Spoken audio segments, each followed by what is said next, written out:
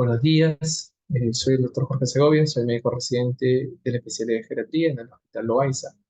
Y el día de hoy veremos la ponencia sobre delirium en el adulto mayor.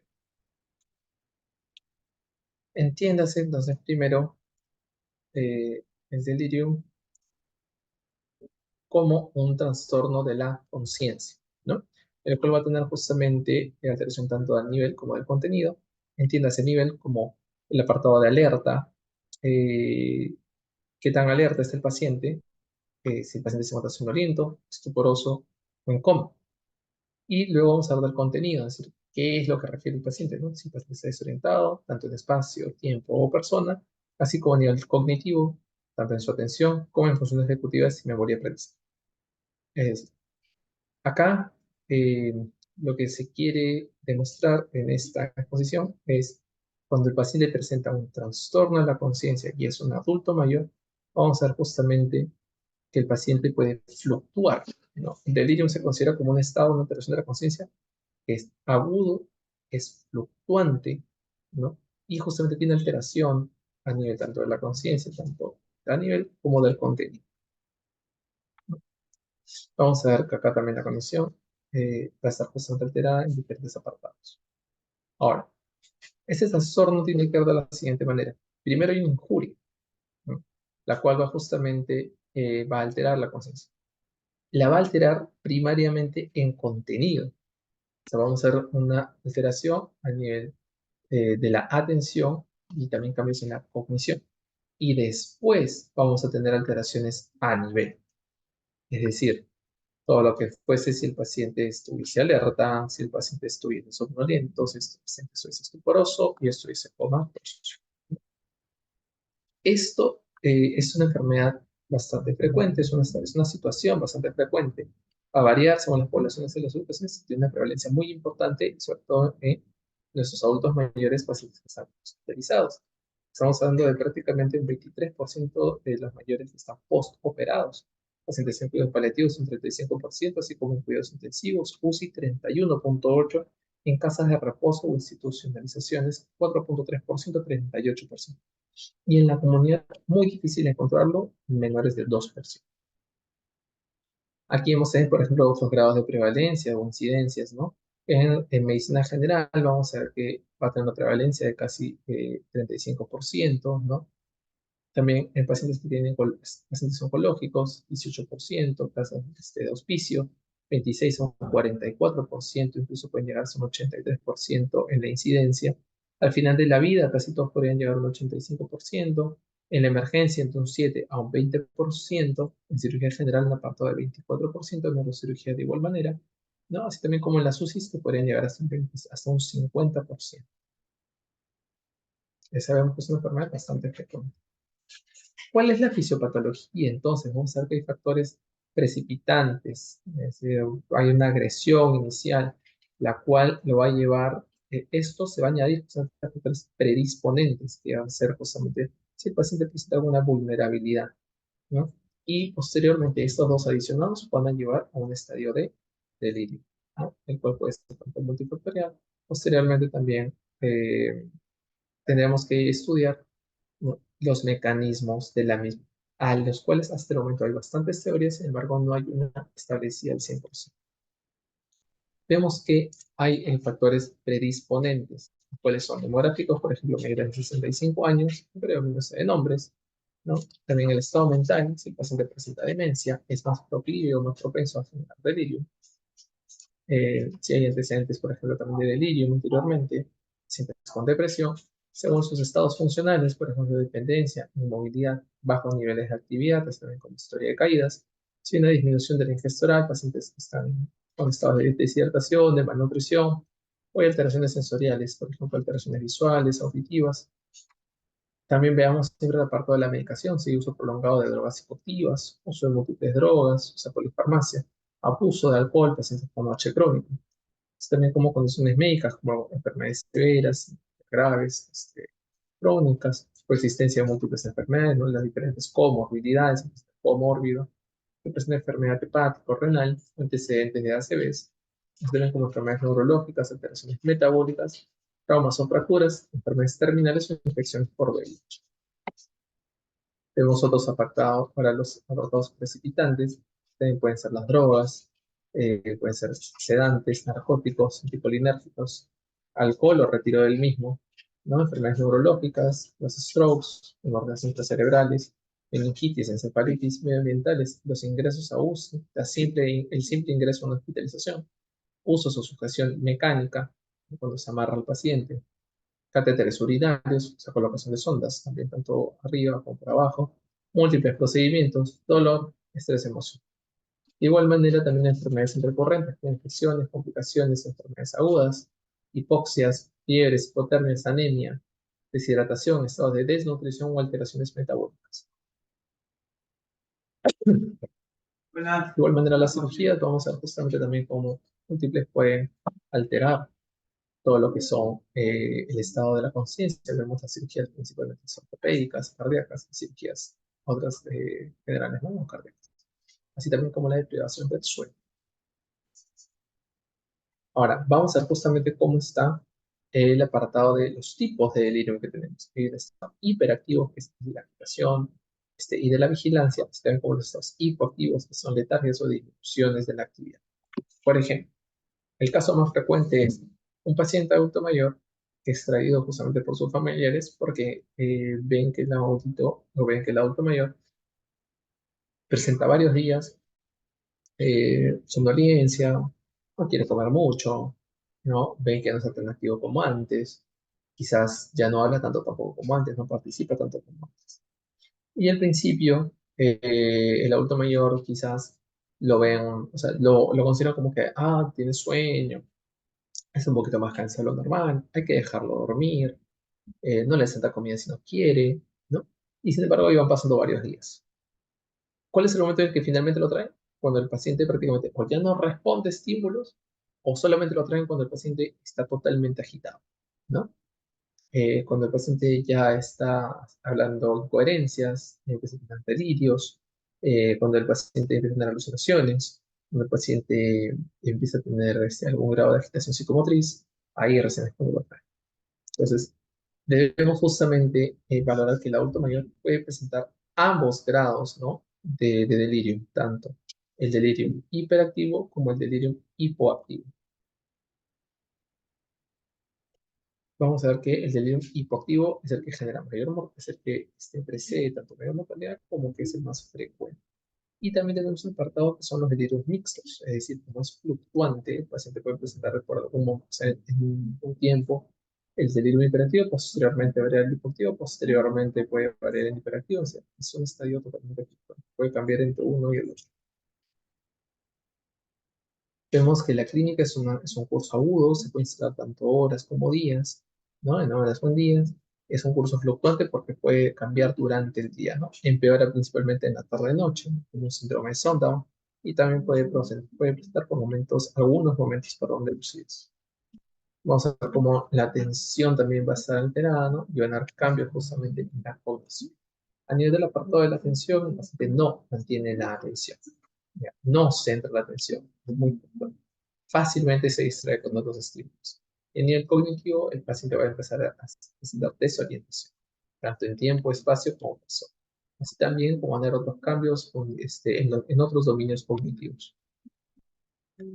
Vemos también que hay disturbios en la percepción, alucinaciones o ilusiones, ¿no? Alteraciones también del ciclo de sueño-vigilia, va a haber somnolencia diurna, insomnio nocturno, por ejemplo, una inversión del sueño, sueños también fragmentados, inversión del sueño-vigilia, ¿no? Alteraciones emocionales, tanto síntomas intermitentes, mala habilidad emocional, miedos, paranoias, ansiedad, depresión, irritabilidad, enojo, euforia. A nivel del apartado diagnóstico, en verdad es una alteración, pero no es un diagnóstico clínico principalmente. Vemos la alteración de la atención, cambios de la cognición, ¿no? Eso se debe justamente al evento agresor que va a terminar en la alteración del nivel de conciencia. Tanto puede ser como una obnubilación o una reducida claridad del entorno. Vemos que justamente es un diagnóstico clínico principalmente, ¿no? Donde vamos a intentar que cumplir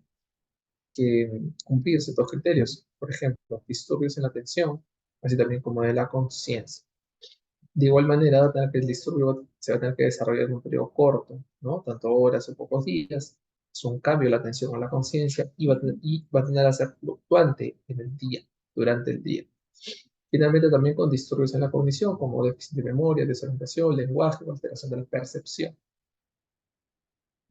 Acá vamos a tener que cumplir que los criterios A y C no son explicables por otro desorden neurocognitivo, o sea, que no son explicables por una ACV, por ejemplo, o por otras alteraciones neurocognitivas. Y el disturbio debe ser causado por una condición médica, uso o retiro de una sustancia, así también como múltiples etiologías.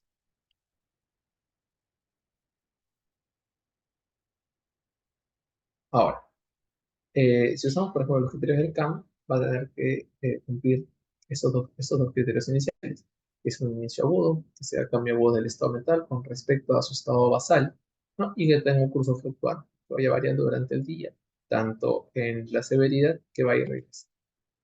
Además, va a tener que cumplir la alteración de la atención. El paciente no va, o sea, va a tener dificultad para mantener la atención, se distrae o sigue lo que dice, o lo que hace. Eh, También, por ejemplo, pensamientos desorganizados, por ejemplo, incoherentes, flujo ilógico de ideas, cambios impredecibles o alteraciones a nivel de la conciencia, así que no esté alerta. Recordemos justamente cuál es el tratamiento. El tratamiento hay que adresar el factor agresor. Eso es lo más importante y quizás algunos factores predisponentes dentro, lo que, dentro que sean abordables. Pero inicialmente hay que tratar la causa, que es lo más importante. Y también vamos a tratar los síntomas. Los manejos, entonces, lo que vamos a ver es que vamos a tratar las causas y los síntomas. Vamos a tratar, justamente va a tener eso mediante factores farmacológicos y no farmacológicos. Así también como abordar los factores pericolitos y precipitantes en la mejor medida posible.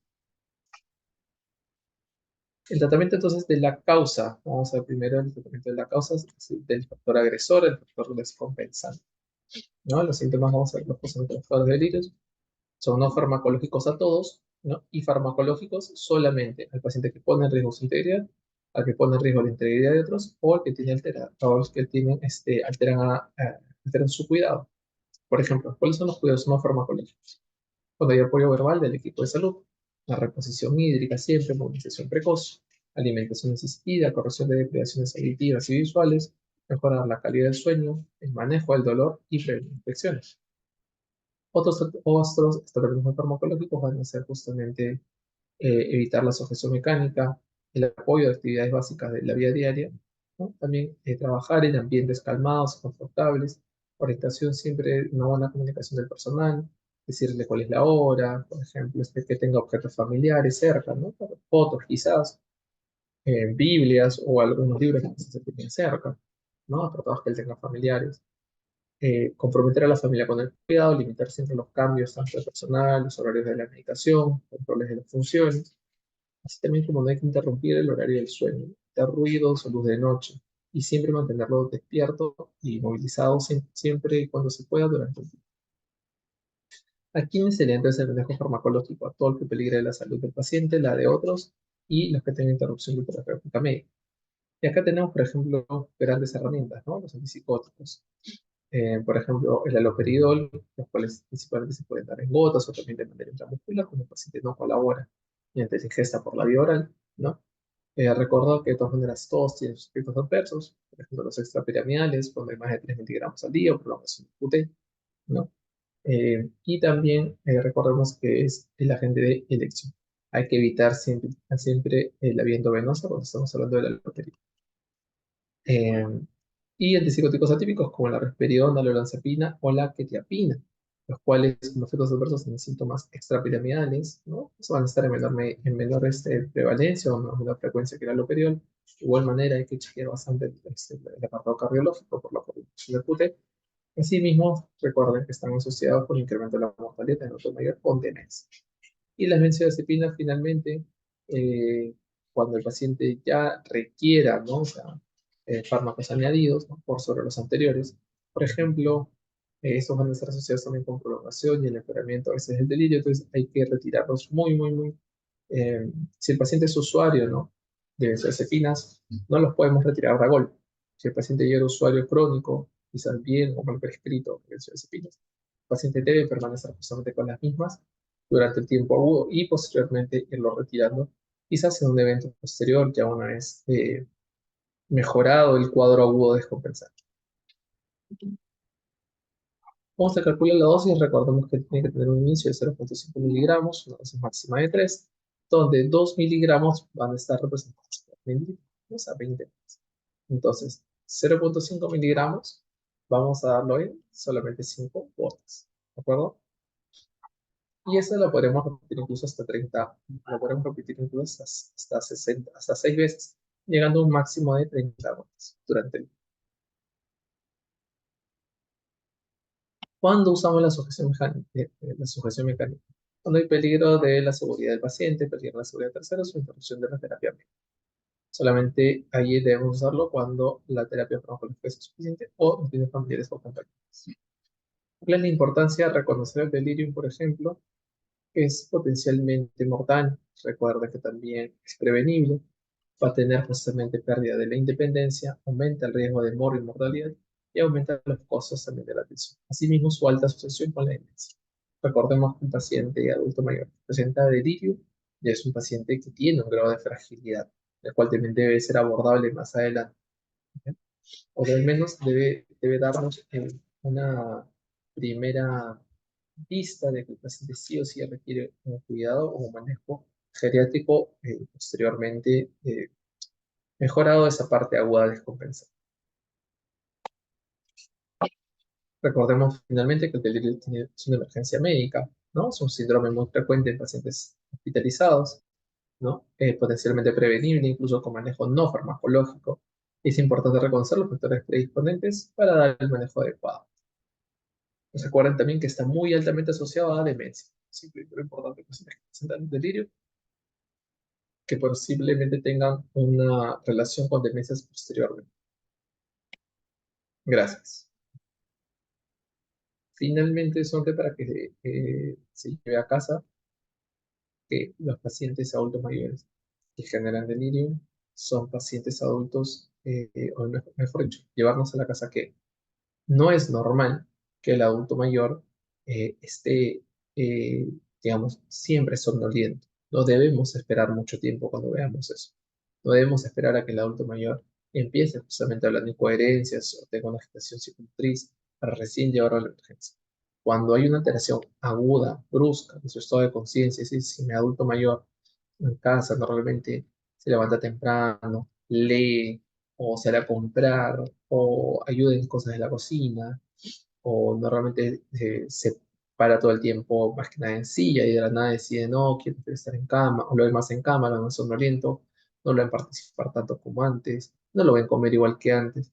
Eso no es normal, eso no se puede instalar de la noche a la mañana. Ya, esos son estadios graves, son estadios agudos. Nos hablan de una descompensación aguda del paciente, la cual debe ser abordada justamente por el personal de salud, cuales debemos justamente reconocer esto, que el automir tanto puede estar tanto en hiper como en hipo, ya, tanto puede estar hiperactivo como hipoactivo. Y eso es lo más importante de esta charla, poder reconocerlo, poder reproducirlo más adelante con sus diferentes pares, con sus colegas, con la familia, y poder dar una mayor educación justamente sobre los cuidados o sobre algunos factores descompensantes del adulto mayor. Muchísimas gracias. Hasta la próxima.